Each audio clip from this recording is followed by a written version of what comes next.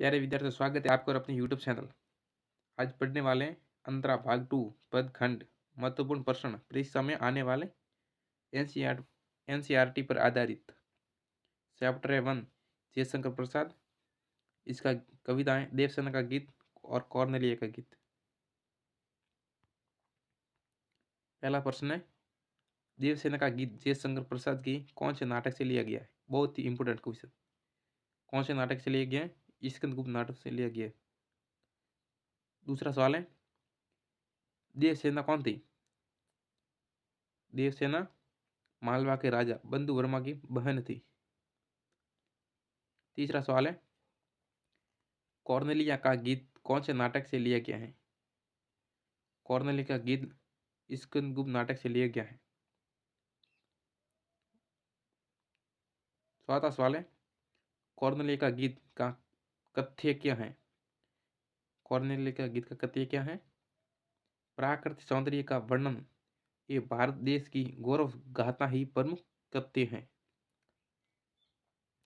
पांचवा सवाल है, देवसेना का गीत कविता में किस भाव को प्रमुखता मिली है?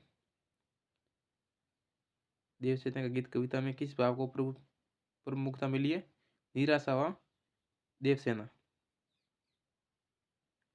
छठा सवाल है, देवसेना का गीत का मूल भाव अपने शब्दों में लिखिए।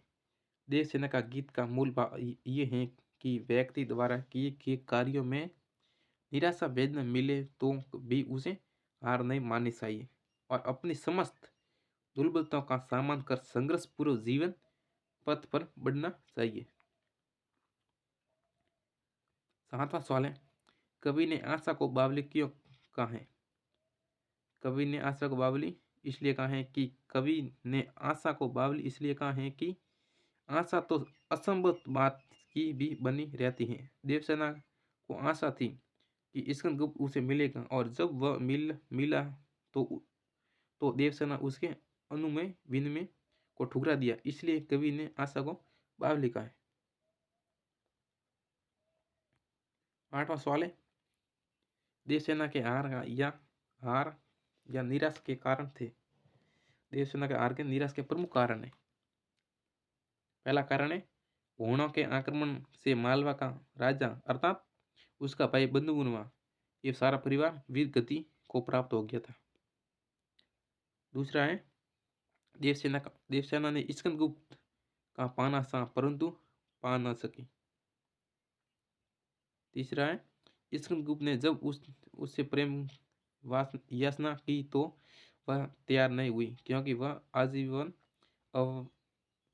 अविवाहित रहने का व्रत ले चुकी थी। नौवां सवाल है, भारत की किन किन विशेषताओं को कॉर्नेलिया का गीत कविता में चित्रित किया गया है? कॉर्नेलिया का गीत कविता में प्रसाद ने भारत की किन विशेषताओं का चित्रण किया है? भारतवर्ष में प्राय काल का समय बहुत सुहावना था। ये शीतल मंद सुगंधित पवन बहती हैं। भारतवर्ष सुंदर एवं मधुमेह देश है। यहाँ 80 वर्षा होती है।